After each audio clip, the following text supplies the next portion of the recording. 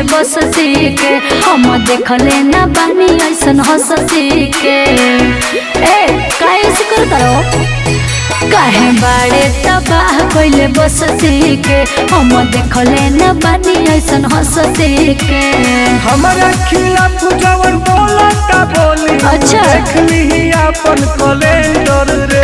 सरकार के नहीं रंगदार के अदालत हो करे के परी सरेंडर रे। सरकार के नहीं रंगदार के अदालत हो करे के परी सरेंडर रे। का बुझली सो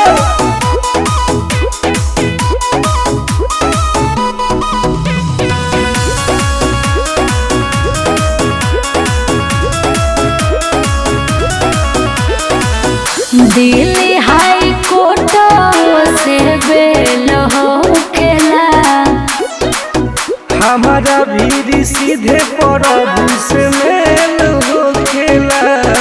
अच्छा रहना देता हाँ दिल्ली हाई कोर्ट से बेल होखेला।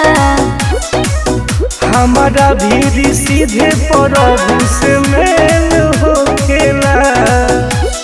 हाथ जे मिलाई ओके प्यार से पिया दे मुभिस की राम बलेंडर रे। सरकार के नहीं रंगदार के अदालत हो बोले के परी सरेंडर रे। सरकार के नहीं रंगदार के अदालत हो करे के परी सरेंडर रे।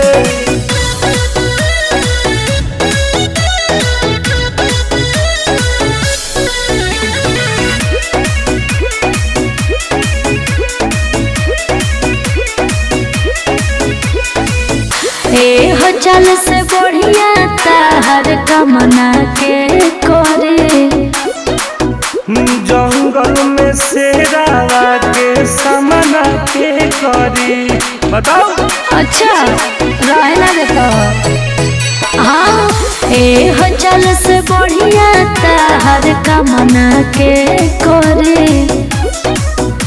जंगल में शेरावा के समना के करी।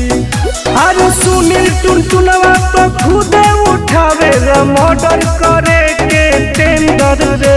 सरकार के नहीं रंगदार के अदालत हो करे के परी सरेंडर रे। सरकार के नहीं रंगदार के अदालत हो देवे के परी सरेंडर रे। औकात में रहो सर।